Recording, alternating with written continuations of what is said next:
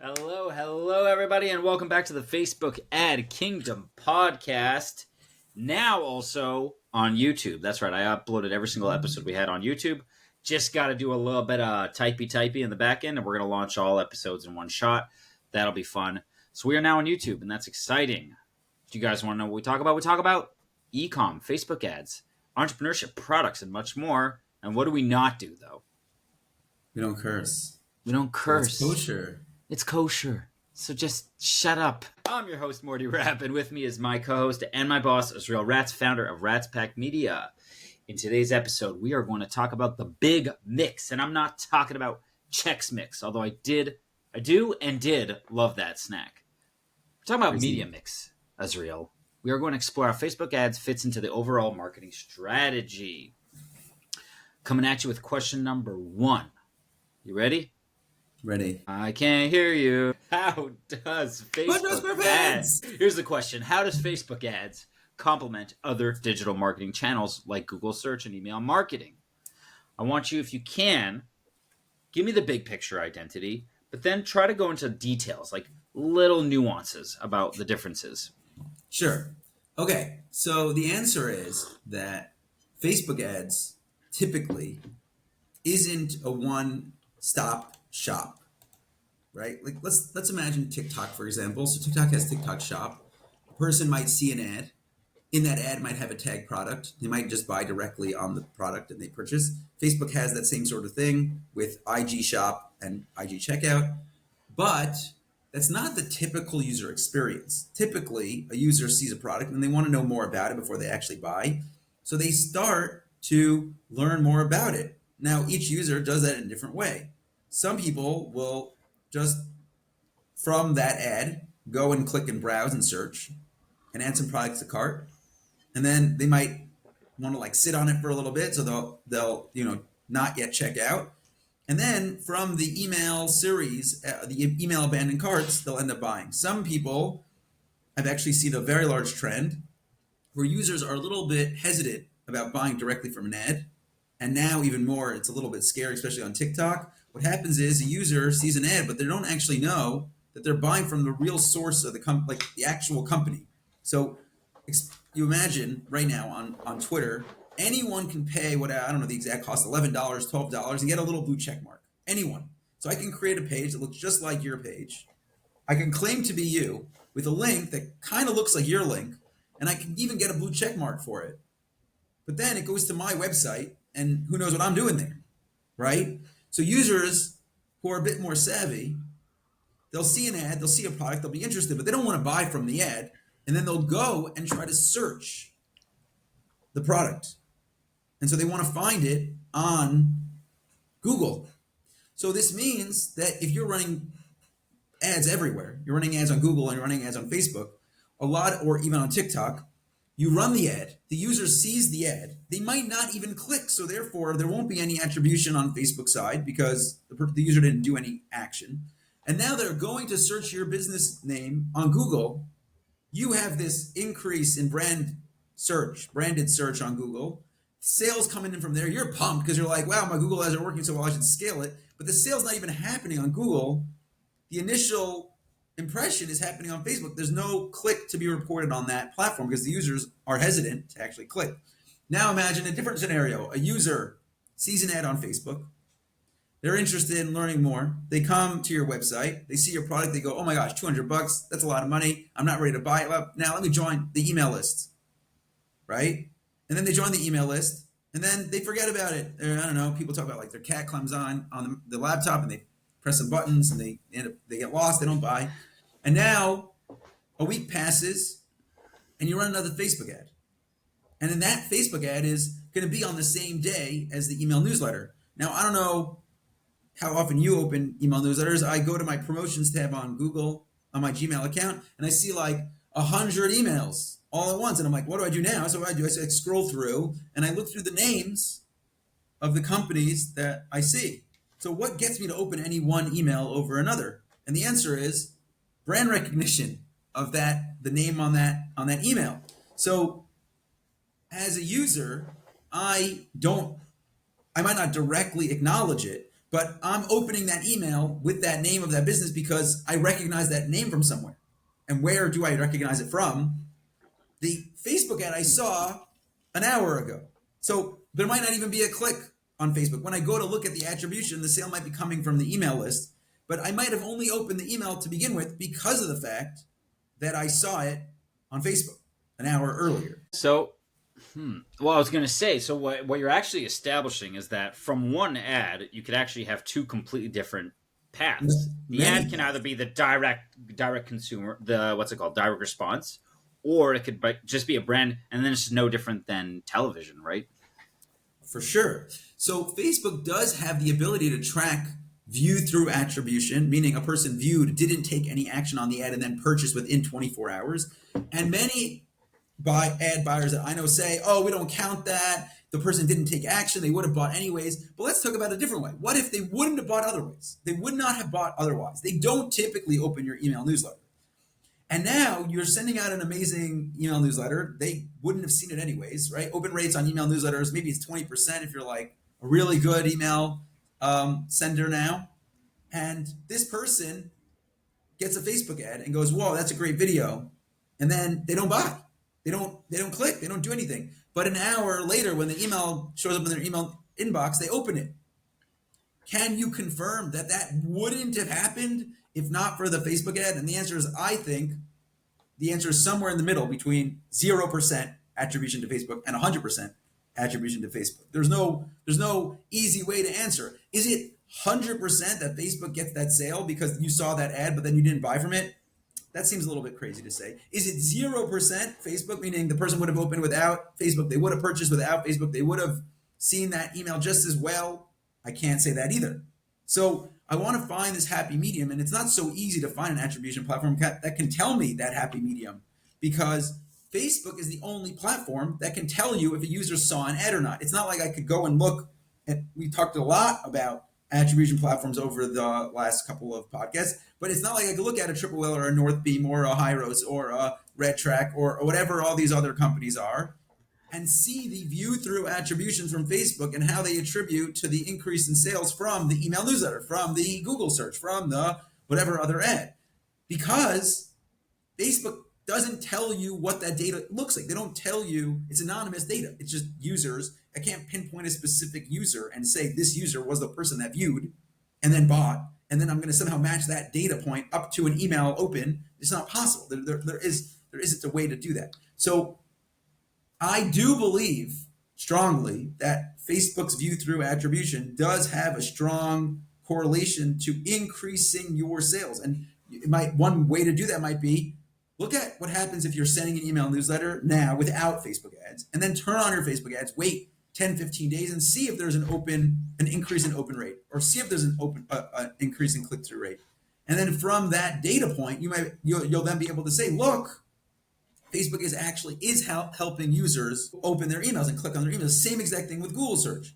You've been running branded Google search since, 2002. How long has Google search been around? A long time. It's one of the earliest, ad placements on the internet. You might have been running these ads forever and ever. And typically in any given month, you might get, 1,000 people searching your brand name. All of a sudden, the same 2 weeks of you turning your Facebook or TikTok ads or whatever on, you have this enormous increase in people searching your brand name, and you just consider it happenstance that it happened the same time that Facebook's, the Facebook ads went on, and people see your brand name, people see the video, people see, the URL.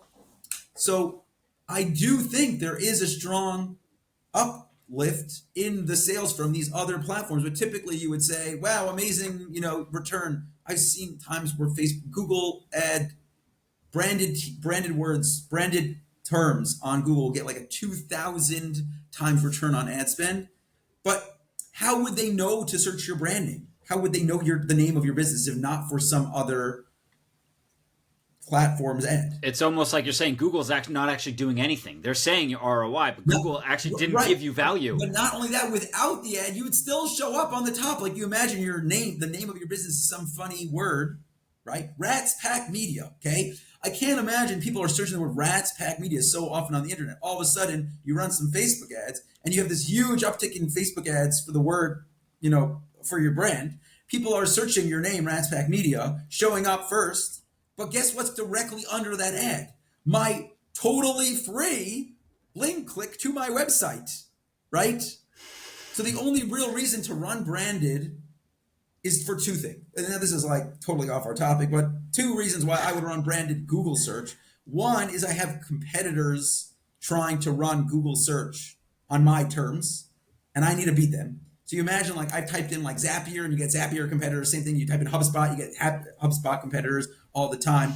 So that's a very important thing, that you might be number one for organic search for your term, but if you're number 7 against your other competitors, you're in a lot of trouble.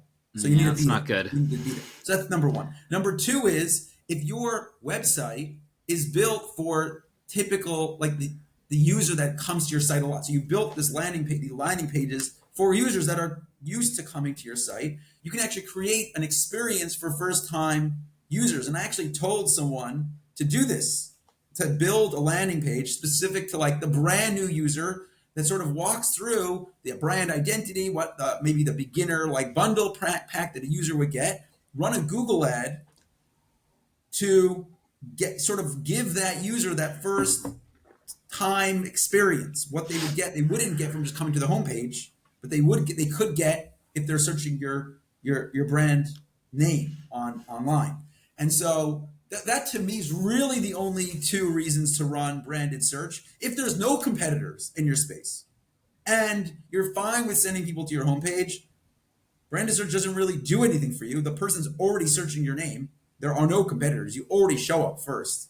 So it sort of it doesn't make sense to be there. But if you're running TikTok ads or you're running Facebook ads, and all of a sudden there are thousands of people searching your name on Google, you likely want there to be an experience for those TikTok people to come, maybe even have a page, website.com/TikTok, specific for users coming from TikTok, to have a page that fits with the style of your TikTok, which might not look like your Instagram. It might not look like your homepage. It might not look like your Facebook or your email newsletter, but you're creating an experience that fits with that user experience.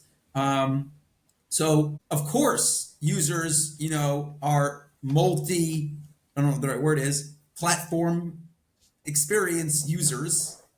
Obviously, there's a better term than that, but the person is coming from somewhere, the initial, reasoning why they're interacting with you. And then they might end up even simple as they're on their phone, but there are a lot of little things on your purchase experience that require them it's easier to be on on the computer. So just switching from phone to laptop or laptop to phone already leads them to experience your site differently. And maybe they opened an email, but then they typed it in Google, and then they went to Facebook. And then, so it could technically be all of these touch points. To give any one of them, more power over the other means that you think that you somehow know that user's experience specifically. And there's not an easy way to do that. There's not an easy way to say, this user specifically did this. Typically, there's lots of users all acting differently, and they all a little bit to this and a little bit to that, and in the end, you're making money. So the question becomes like, what's the largest impact? Which platform has the largest impact? And the answer is you need way more data to have the answer to that question. And that makes sense. Azriel, what role do Facebook ads play in the customer journey from awareness to conversion? We already touched on awareness, so how does it now go into conversion? So the answer is that Facebook ads can play a role in every stage along the journey. In fact, one of the speeches I gave back in 2018 was how to create a Facebook ad funnel that interacts with users across each of the stages of the funnel. So the first question you have to answer is, what does your funnel even look like, right? Not every business's funnel is the same. As an example, I did a consulting a while ago for a car parts company. And what we found was that the user's first interaction with the company was searching their car's name and the product they wanted to buy. So you imagine like Mustang tires, 2014, whatever, specific colors, and they would get an ad for that company's website. Now they're being introduced to the company here. The thing is that this is an enormous purchase, right? We're talking about $2,000 for brand new tires. And you also want very specific things. So now at this point, you've come into the customer's ecosystem, and there's a dozen ways where they end up buying. Maybe they're like talking with their friends and like, you know what, I'm not really sure. Or they have to go to talk to their wife. They're about to spend $2,000 on tires. There might be that. Or they need a couple of days to figure it out, or they want a phone call. There's just so many little parts along the way. So what you want to do as a business is understand by looking at large trends for your business and pinpointing what each potential stage looks like. And I actually did this walkthrough in a speech.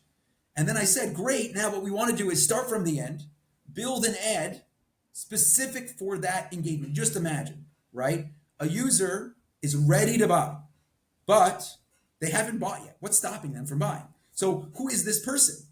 Who is the person? The person is someone on your email list. They've added product to cart. They might have just watched a video 95% on Facebook. They might have just searched your term on Google and come to your specific landing page built for, that initial engagement from a branded search term on Google. And now they're about to be ready to buy, but they haven't. So to show up with an ad that's a very strong call to action that says, hey, buy my thing.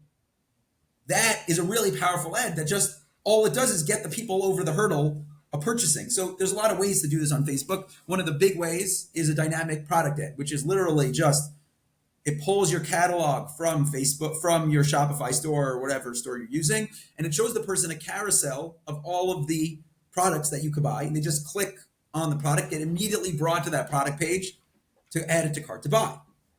Great. Another way to do that is just a regular ad that has a very strong call to action. It just says, we noticed you were looking at our cart page, which we could do. We could retarget anyone that's been to our cart page. What's going on? Come back, come back and purchase. And you could do that. And so we build an ad specific for that stage of the funnel. We do a bunch of testing around what the creative is that works best for that part of the funnel. And then we take one step back and we say, how did the person get to here? Meaning, what did that user have to do, the user we just targeted? What did they have to do in order to be ready to buy on that ad?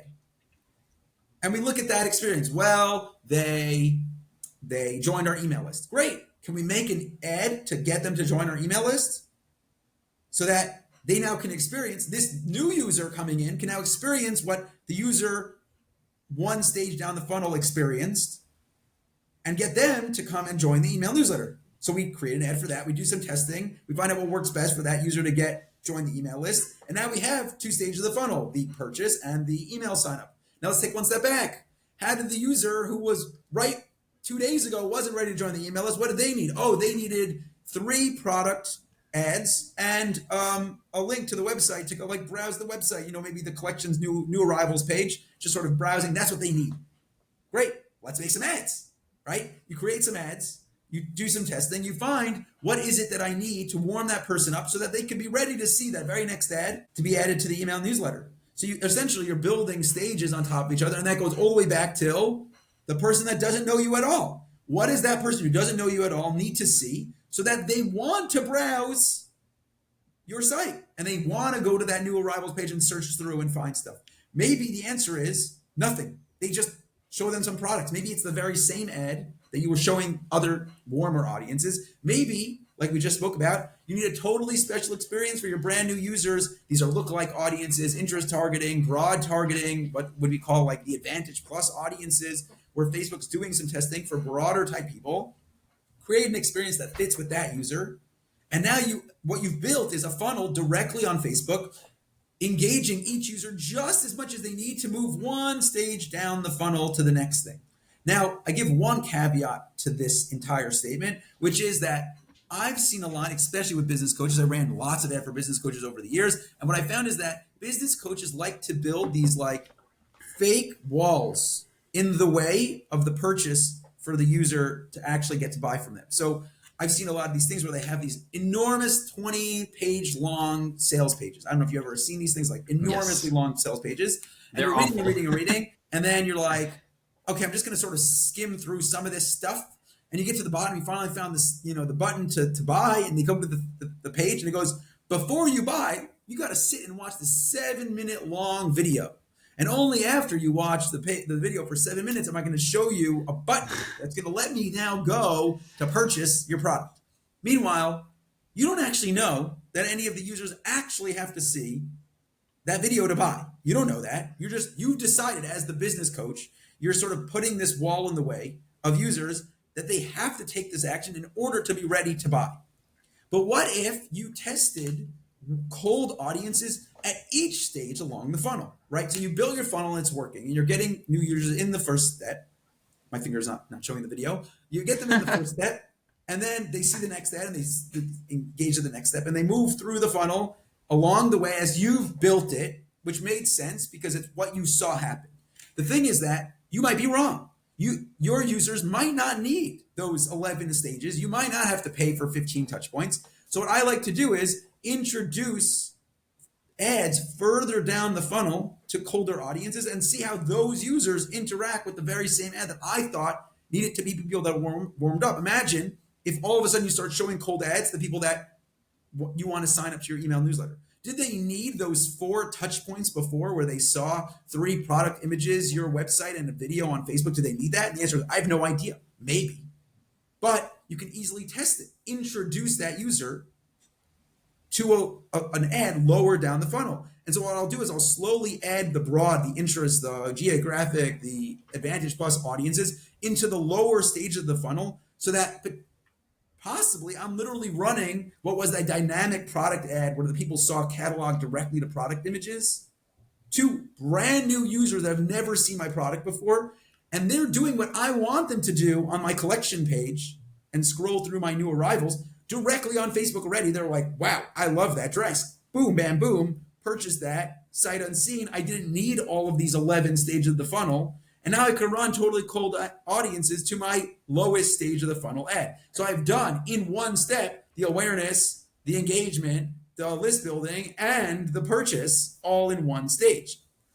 Now, I wouldn't do that until I first built out the funnel so that based on how the organic user experiences it, then edit it for Facebook. Now what I could do is I can now edit the organic process leveraging the data I've just learned from my ads. So now I know that users don't necessarily need all of these steps and stages, and I can now create email marketing and Google ads and organic landing pages and experiences on Instagram and TikTok that might just directly drive users to lower parts of the funnel that typically I would hide away for my best users. And so what this allows you to do is not just build an experience on Facebook that fits your organic, tweak that experience so that it has the best ad experience, and then flip that experience back onto the organic marketing so that you're increasing and improving your organic marketing overall and getting even more sales from colder audiences because you've learned what works with ads. And that's really when the cycle just keeps getting better and better. You're improving your organic with your ads. You're then optimizing your ads to get a more seamless experience. You're able to target more users with ads that gets more people in the organic, like in the funnel that would have been what the experience was organically. You improve each of the steps there. And now potentially you find out I could send users on my sales page directly to the checkout, right? For the example of the business coach. Instead of having them read 27 pages long sales page plus a 7-minute video and have to wait for the button to press it to go to the thank you page, that purchase page, potentially, I'm not saying it always happens, but maybe I can create a slight variant on the whole experience on a single landing page, make it a 2-page experience directly to sale on that page. And now I'm making way more money, both with ads and organic. So how does Facebook attribute to the awareness, engagement, and purchase on users? Potentially, you are able with Facebook to target so granularly that you could target a totally broad person that's never heard of you for awareness. You could target people that are somewhere along the funnel of they just visited your site, they just came to your Facebook, they just watched the video, they just joined your email list. You could target people that are about to buy because they just initiated checkout, they added to cart, but they didn't buy. You could create an ad specific for that, for each of those users' experiences. You could then teach your organic marketing how to do it better, leveraging the data from your ads. And you're able from there to take your other platforms, your email marketing and your Google, and ramp those up based on the data from your ads and your organic to enable you to scale every stage of the funnel. So that's how Facebook is able to help with each stage and potentially help your email marketing and help your Google ads. Because think about it, if you now learned a better way to sell on email, would you not then optimize your email newsletters? Would you not then send a better series of 7, people do this all the time. You sign up for an email newsletter, you get 7 emails to introduce you to the brand. But now you know the best way to introduce a user to the brand because you just did this whole test. Use those posts, use those landing pages that existed in the Facebook ad funnel to upgrade the conversion rates on your email newsletters. But guess what? As they see more ads, they're more likely to open the emails. So you're actually improving every part of the funnel all along the way and making lots of money in the process. It's a win-win-win. A win-win-win-win-win. Well, I think you did a good job answering that in a short nutshell. Here's the next question. You ready? Always. And we actually tackled this a couple podcasts ago, but we didn't bring it into this context of like the multitude.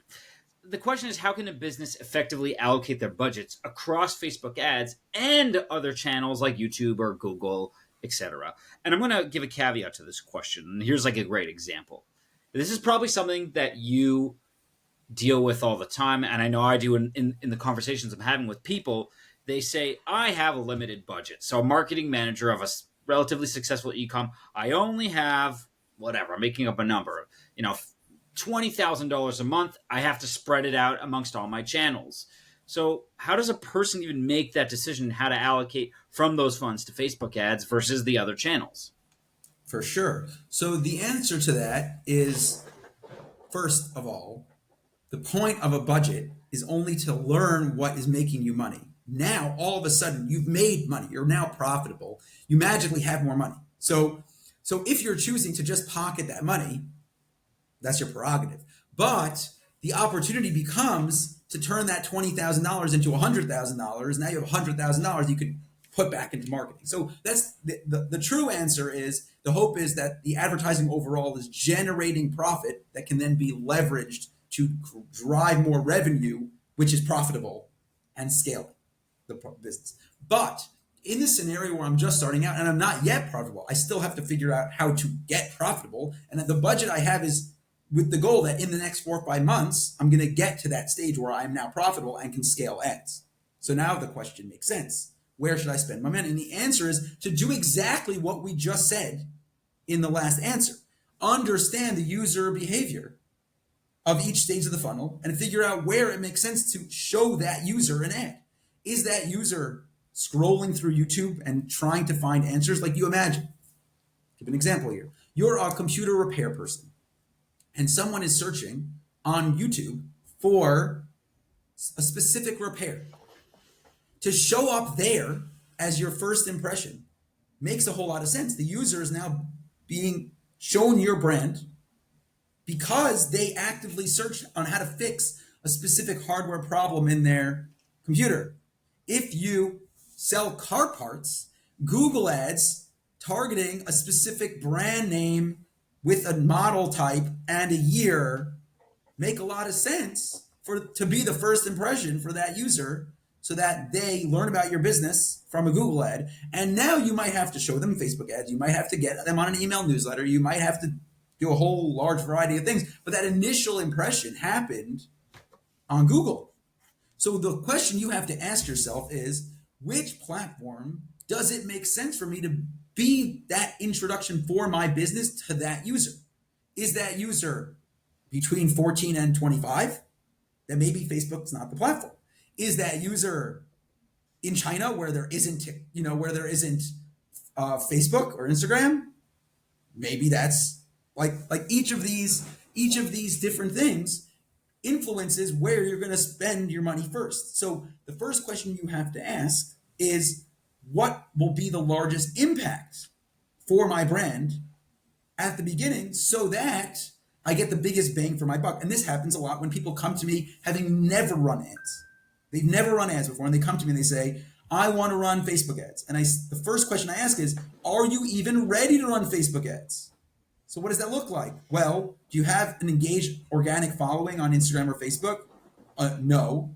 Do you have a Facebook pixel set up that has tracking on your website that shows, a significant number of visitors, 10,000 plus visitors in the last 28 days to target and leverage and use that data to either target or create lookalikes to those audiences or optimize, for ads? No. Do you have content that you could use that exists on social that then can be leveraged to target the broad audiences that make sense for them? And the answer is no. So Facebook isn't the best place. Facebook ads isn't the best place for you to take that $20,000 because you're not ready for Facebook ads. You first have to build up all this other stuff. So literally, I was talking to this woman 5 days ago, and she built a following on Twitter. She built a following on LinkedIn, and she spent 3-4 years making amazing, funny meme content that fits with her brand on those platforms. And she never posted on Instagram. She never posted on Facebook. She wanted to have a conversation about Facebook ads. And I said, Facebook ads, you're not ready for Facebook ads. Here's what I would do first. Have someone go through your entire feed on LinkedIn and Instagram and Twitter, find those best performing posts, and figure out how to move those posts over to TikTok and to Instagram. Now, they might not look the same. A tweet might not look like a TikTok, right? So you have to now be able to build the experience on TikTok that fits with the tweet. And that might look different for different people. There might be, for Instagram, I could just take a screenshot. I know Adam Grant, as an example, which I used to have this book here. Adam Grant's pretty big on Twitter and on Instagram, but his Instagram is literally just screenshots of his tweets. He just takes a tweet, takes a screenshot, and then he uploads like a carousel of tweets on his phone. That's his entire feed is literally just those screenshots. He doesn't actually spend time to computer graphic or whatever. So first, one, find your best content from LinkedIn and Twitter. Two, edit those posts so that they fit with the algorithm of Instagram, Facebook, or TikTok. And now just start posting. Literally spend the next 3-4 months posting three to four times a week with that content to start building that initial momentum on social media. Now, will you magically get 100,000 views like you did on Twitter? Probably not. You're a brand new page. No one knows you. But what you'll find is one post might only get no likes, one will get 5 likes, one will get 8 likes. And over that time where you posted 100 times in the first, 120 days, you are building up that audience slowly of people to target. You've now added content to Instagram and Facebook that, one, did well already somewhere else, and two, allow you to start leveraging that data to understand what's working on Instagram that might have not worked on Twitter. Can I now go back to my list of posts from Twitter that I wouldn't have used, that had posts that could fit well with the ones that are doing well? And now I learn from Instagram what posts should be leveraged for ads because they're the ones that did the best on those posts.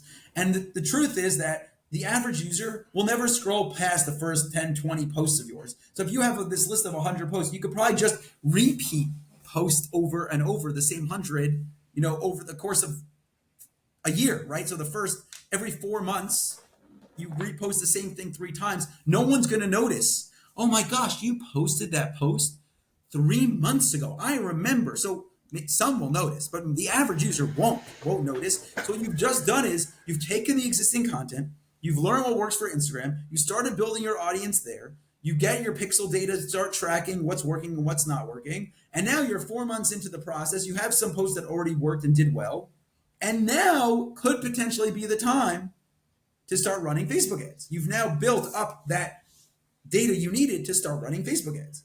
Let's say you want to do it fast, you have the budget, but you want to spend and you don't just want to do it organically. There's likely processes you could use that aren't Facebook ads. Paying for another business that has a similar audience to you to be in their Instagram story, to be in their email newsletter, to be in their Facebook post or Instagram post or TikTok. Do a collab where you're in someone's video, potentially even physical stuff. Like I've talked a lot about, like you're a hairdresser in an area, you should be outside on every car at brunch on Sundays. Find the 3 best brunch spots in your neighborhood and put a flyer on every single car window during brunch time. Because who's there? The women that are likely going to want, a hairdresser. So potentially that $20,000 that you wanted to spend on Facebook was better used printing 100,000 flyers and putting it outside for 2 months every day at the local brunch spots, right? So the question of how to start is dependent on where your users are, which is what we answered in the last question. And 2, what's the biggest bang for your buck early on so that you can build the machine that we're talking about that will allow you to take your 20, turn it into 100. Now you have $100,000, and now you've built that machine to keep scaling. And now you want to go to different platforms and say, great, Facebook, I could take $1, find a brand new user and make 3.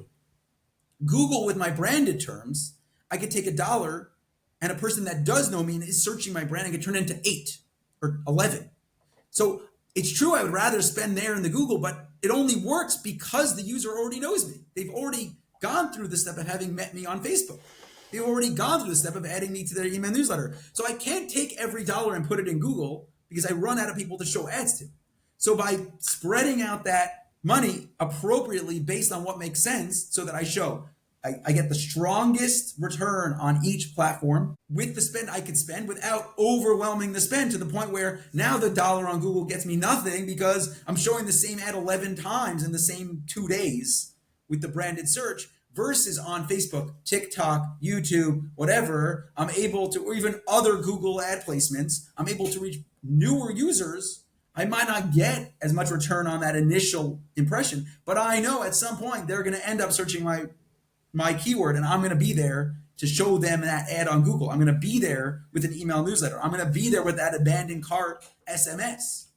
And that's what's going to enable me to get that return from all of the different ad platforms and generate the money to now have the machine that lets me go make $1 million 1 year, $5 million the next year, $15 million the next year, and then keep scaling because I have the machine that takes my dollar and turns it into 3, 5, 10, 11, 22.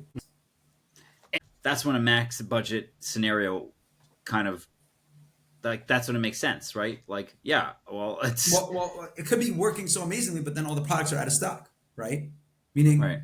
Like I had a lot of clients that the ads are working amazingly well, and then we wake up one morning and the ads aren't working, and I'm scratching my head. Everything's still in place. We're targeting the right people. We're showing them the best ads. The click-through rates, everything looks great. I go to the site and their best sellers out of stock, and that's it, right? So it could be working so incredibly well, but you didn't plan to have the product available for purchase when you didn't think it was going to go so well. So there are amazingly, there are more parts to a business than just ads. As crazy as that sounds, it's a whirlwind. So exactly. So it potentially could have nothing to do with the ads. And I've seen it a lot. Just seasonality, right? You imagine an ad that does incredibly well selling firewood in December might not sell so well, that very same ad, that very same product in July. It's true. All right, let's go. We're up to 43 minutes right now, so maybe it's time. I'm just going to skip a couple of the questions because I think we touched on them. But here's a really one that I like. Maybe we'll use it as the last question. What did I just do? Here it is. Okay, no, this is not what I want. Hold on. Hold your horses. Please hold on to your horses. Mario. No, that's the wrong problem. Fine. Azriel, can you give me an example of where, let's say, Facebook ads played a role in significantly enhancing a multi-channel marketing strategy? So I was running a campaign for Black Friday for a client. And as you know, Black Friday is typically only one day, just the day after Thanksgiving. The Friday after Thanksgiving. But you don't want to wait around. You don't want to wait around to start running Facebook ads just on that day because you can get so much larger opportunity. So what we did is for the 3 weeks before, let's say that, 2 weeks before we ran the sale that we would have run just for that day, we started it earlier. But then 3 weeks before that, we started telling people we're going to have a big sale for Black Friday. You got to get on the email newsletter. So we grew the email list with it wasn't a 10% off coupon. It wasn't some, buy one, get one. It was just, there's going to be a sale on Black Friday. You better be on the email newsletter list so that when we announce it, you're able to get in on that sale. You're not going to miss out. So we spent, I don't remember the exact numbers, let's say $10,000 growing the email newsletter. We spent less than 50 cents per email during that time, which is pretty great for having to not give them anything, just getting them on our email newsletter. And then when we did finally release the sale, we sent out a whole slew of emails.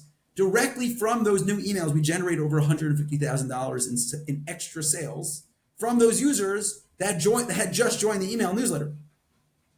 But it wasn't done there because we were then able to take those same people that didn't buy and show them Facebook ads. So in the end, we ended up selling well over $300,000 in sales between a combination of the new users on the email list, the old users on the email list, and targeting everyone on Facebook and Google so that we were able to get the most amount of money. And I think in total, we spent something like $50,000 in spend to get $300,000 in sale, which is a no-brainer.